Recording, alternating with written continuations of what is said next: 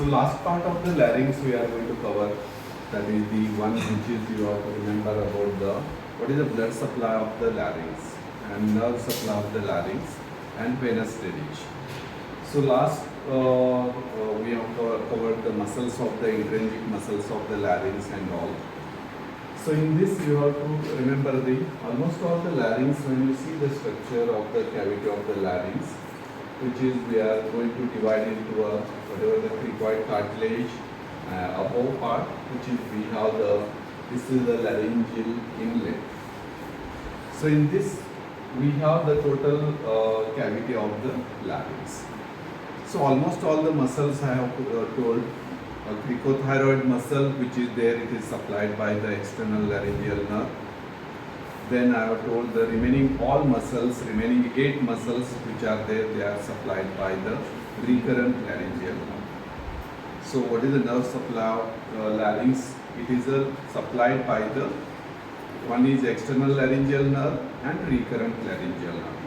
In the muscles group, I have told the nerve supply is by the external laryngeal nerve, and you have to remember about the recurrent laryngeal nerve. Okay. So after this, when we see the muscles where these all diagrams we have studied, different muscles appearance you can see, and these are the joints where you can understand the cricoarytenoid joint and cricothyroid joint. So in this you can remember the cricoid cartilage and thyroid cartilage. Here we have the two joints formed, that is the cricoarytenoid and cricothyroid joints. So this is very important to remember after the muscles. You have to know what are the muscles you know now. Then what is the action of these muscles after the nerve supplement. So these all actions of these muscles, they are helping to move the joints which are formed in the larynx, like a cricoarytenoid joint and cricothyroid joint. As I have told, the movement along the transverse axis and gliding movement in the different direction. So these all actions will be rotational movement will be there, gliding movement will be there in the cartilage. According to that, there is a production of the voice.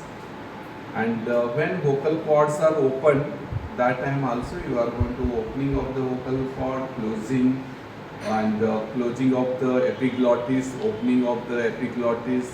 Those all will be acted by the muscles. According to that, the voice is produced. So that in this you have to remember almost all when you see the interior. So part which is we are going to get called as ariepiglottical area. Here we call as a laryngeal inlet. Then we are going to call, these are the parts where we can call lamina. And here we are going to call the cricoid cartilage level. So that in this, when there is an opening of the glottis takes place by the, we are going to get the muscle known as the posterior cricoarytenoid. Opening of the glottis. Closing will be done by the, we are going to lateral ariepiglotticus and thyroarytenoid. So these will be even oblique arytenoid muscle, they will close the epiglottis, opening and closing. Then even vocal cord, when it is closing and opening and tensing vocal cord, tense and relaxation, these all done by the intrinsic muscles of the larynx. Then also inlet of the larynx is closing, opening by these done by the action of the intrinsic muscles of the larynx. So these all intrinsic muscles which are supplied by the external laryngeal nerve by the cricothyroid and recurrent laryngeal nerve by the almost all 9 muscles. Okay. So out of 9, 8 are supplied by one and nerve, and remaining only one cricothyroid muscle which is supplied by the external laryngeal nerve. So this is very important, you have to know in this. Next, going to the, when we go to the blood supply, this is supplied by the 2 arteries. Larynx is usually supplied by the 2 arteries. When we have the interior of the larynx, in the interior of the larynx where we can have the upper part and lower part, this upper part which is at the vocal fold region, it is supplied by the superior laryngeal artery. You are going to get above part which is supplied by the superior laryngeal artery. Superior laryngeal artery is a branch of the superior thyroid artery, and superior thyroid artery is a branch of external carotid artery. So that this larynx upper part which is above the vocal folds, this is supplied by the superior laryngeal artery, and this superior laryngeal artery is a branch of the superior thyroid artery. Lower part which is supplied by the inferior laryngeal artery is a branch of inferior thyroid artery. Inferior thyroid artery is a branch of thyrocervical trunk. So that here you have to remember the blood supply of the larynx. Then going to the venous drainage. In this venous drainage you have to remember same names, arteries, veins are supplying or draining the venous drainage. What is that? One which is a superior laryngeal vein and inferior laryngeal vein. So they are draining into the superior thyroid vein and inferior thyroid vein. So if you understood the thyroid gland blood supply, you can apply here very well to understand the blood supply of the larynx. Next, lymphatic drainage. Lymphatic drainage is by the upper part, which is almost all the larynx, which is a drains into the, that is the anterior superior group of the deep cervical group of lymph node. Anterior superior group of the deep cervical group of lymph node, and lower part which is posterior inferior deep cervical group of the lymph nodes. So this is a very important. If it is asked for the short notes, maybe asked about the blood supply, venous drainage and lymphatic drainage, nerve supply, short notes, and even cartilages. If it comes for the long question for the larynx, it may get as a, that is for the 10 marks, intrinsic muscles of the larynx. So you have to remember about the, this is about the all about the larynx, which is part remain, nerve supply, what is the blood supply, what is the venous drainage, what is the lymphatic drainage of the larynx. Just to revise, I have told the almost all the intrinsic muscles of the larynx which are supplied by the, that is external laryngeal nerve, that is cricothyroid, and almost all remaining intrinsic muscle are supplied by the recurrent laryngeal nerve. Then going to the next part, blood supply, it can be divided into vocal folds, upper part and lower part, and this upper part of the larynx in the cavity is supplied by the, which is superior laryngeal artery, is a branch of superior thyroid artery. Superior thyroid artery is a branch of external carotid artery. Internal carotid artery does not give any branches. Then lower part below the vocal folds, it is supplied by the blood supply, inferior laryngeal artery, and it is supplied by the inferior thyroid artery, and it is a branch of the thyrocervical trunk. Then going to the venous drainage, upper part superior laryngeal vein, lower part inferior laryngeal vein. That draining into the same superior thyroid vein, inferior thyroid vein. Lymphatic drainage in the upper part of the larynx, which is it is supplied by the, that is I have told, anterior superior group of the deep cervical group of lymph node. Anterior superior group of deep cervical lymph node and posterior inferior group of deep cervical lymph node. Those also we can named as a pre-laryngeal group of lymph node. So this is all about the nerve supply, blood supply, venous drainage and lymphatic drainage of the larynx. Most important part which is we are going to cover is the, what is the, and even I have told the functions of the muscles which is their intrinsic muscle actions I have told. Next we are going to deal about the clinical anatomy of the larynx. Very important, as when you see it is a trachea when we open.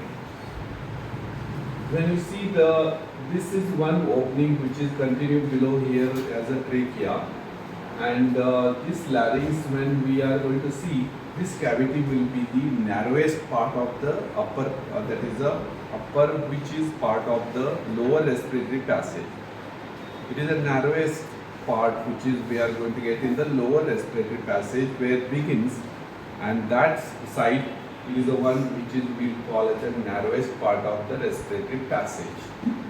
So any object which is enters into the larynx, it produces severe cough because it has to expel it outside. It is not going to allow to enter into the trachea to the bronchus to the lung. It goes when there is a paralysis. But in the normal case, anything which is foreign object or the food particles by chance or by mistake enters into the larynx, it will produce severe cough. Why it produces cough? Because it has to expel it out from the laryngeal cavity, larynx. So that is the one, any foreign body enters into the larynx, it causing the severe cough because it has to expel it out. Second one, as I have told, the nerve supply, mucous membrane interiorly lining, when there is a damage to the nerve supplying larynx, when we call the internal laryngeal nerve is damaged, it causing the whatever the part which is mucous membrane lines inside, it become anesthetized. That is, the anesthetized means it is no sensation. Even the food particle foreign object enters, there is no production of cough. So there, anesthesia of the mucous membrane of the larynx occurs when there is a damage to the internal laryngeal nerve. Okay. Then going to the external laryngeal nerve, when the external laryngeal nerve is damaged, then it causing the weakness in the phonation. Weak voice we are going to get, weakness in the voice. I am talking about the all nerve, internal laryngeal nerve. Now I am talking external laryngeal nerve.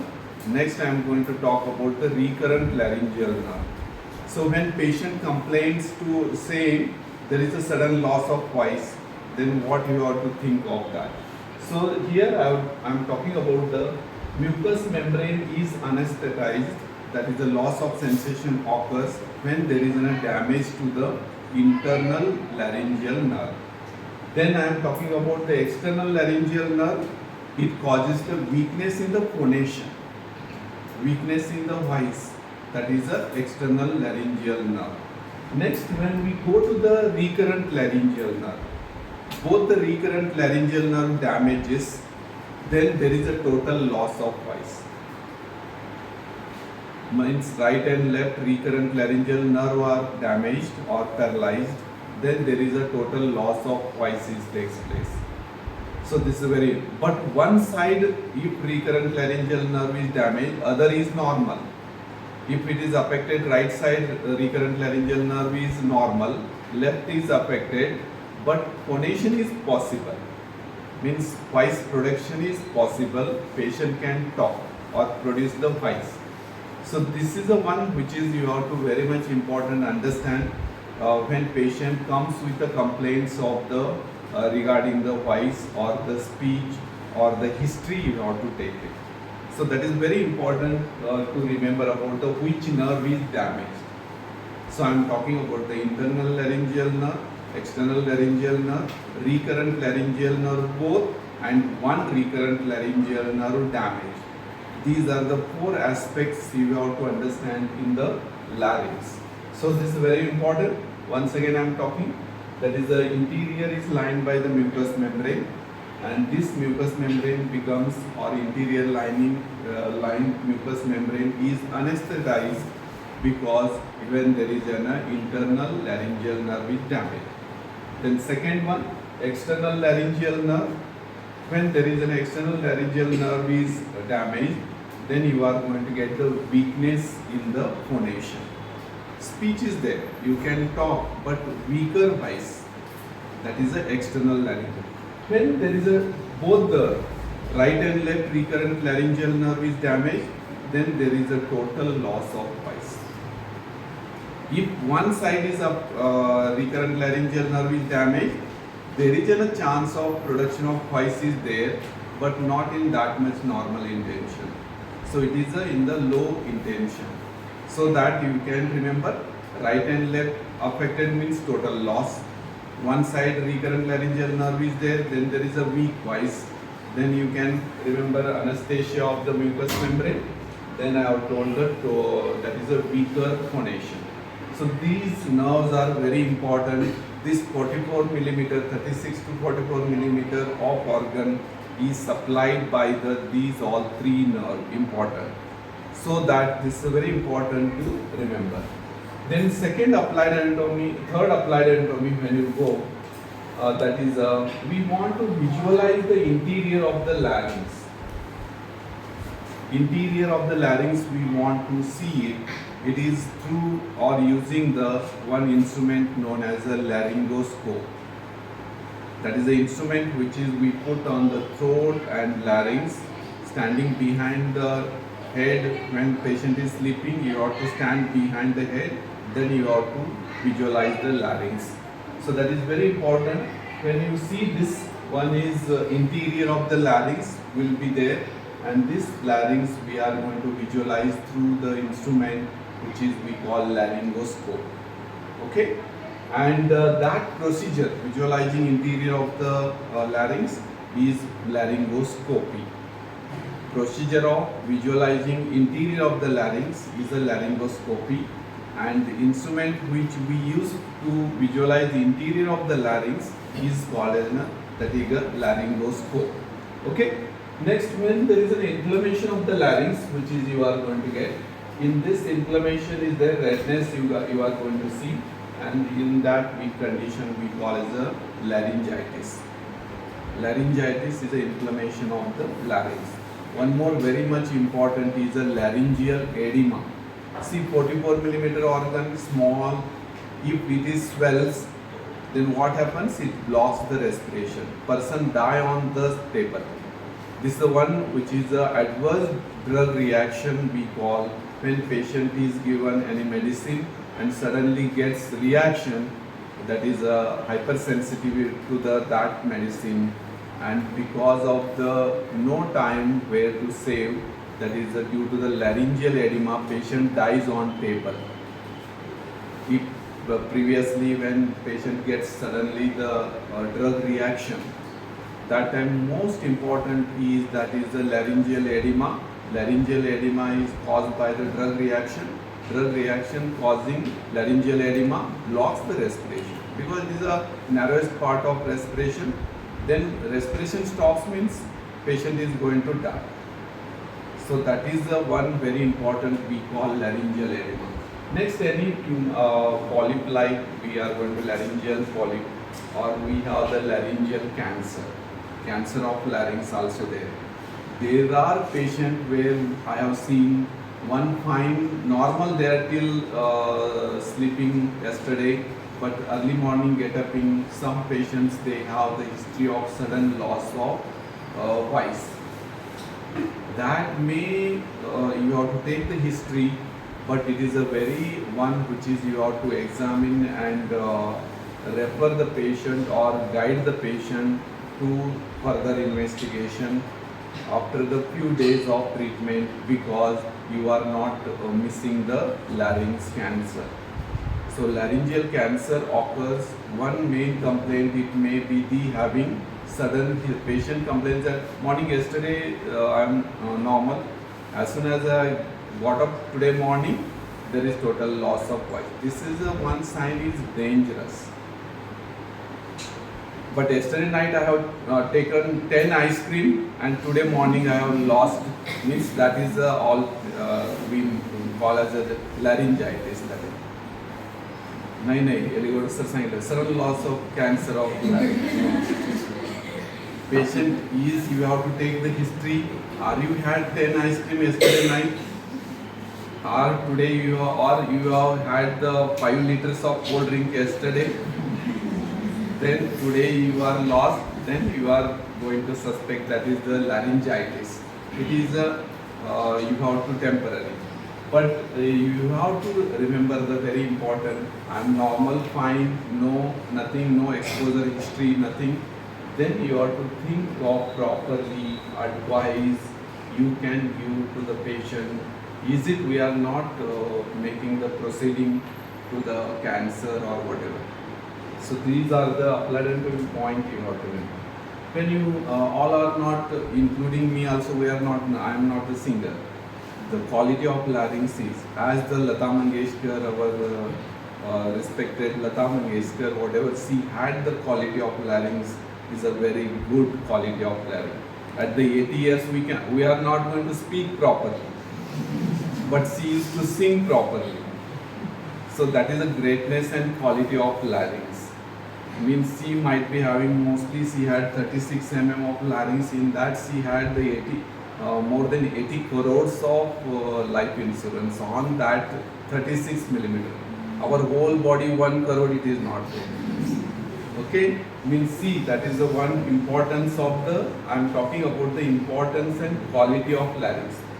Yours larynx also very good, because you showed there, here we can hear properly. This is also one way is qualitative larynx.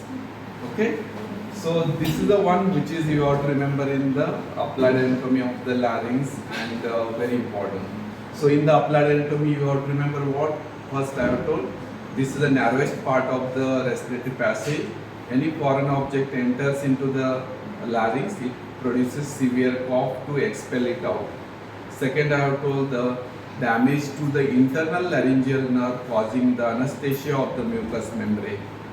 Then damage to the external laryngeal nerve causing the weakness of the, that is the phonation.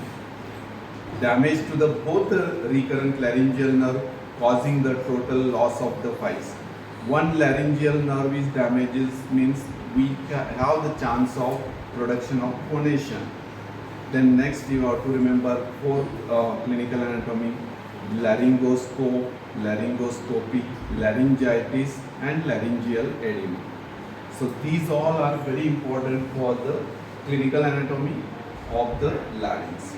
So this is, here we have completed the larynx with the headings of the first I have told the what is the introduction of the larynx, and second I have told the what is the size, what is the measurement, what is the location of the larynx.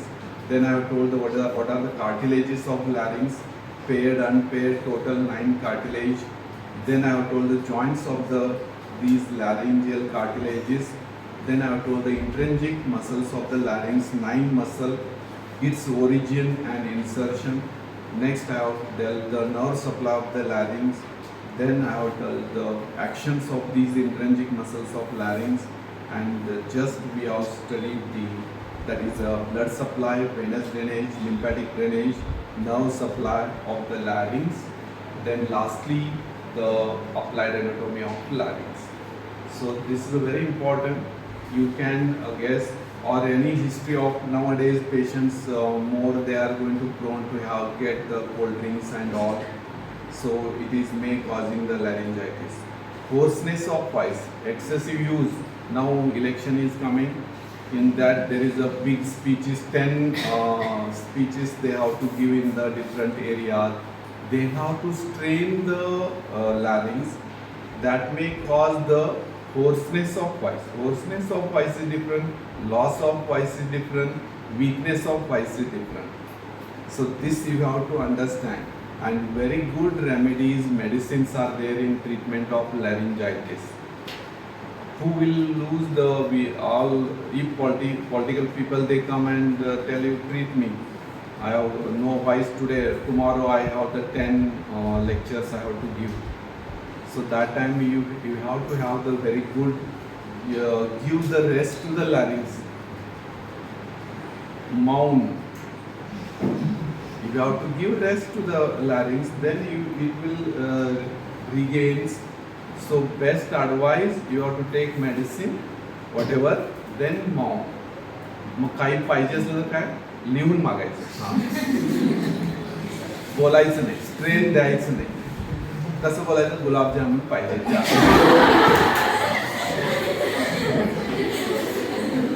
Okay, so we are going to tell the mound is the one which is rest for the larynx. That is the one which we advise rest. Don't talk, don't strain the larynx, give the rest.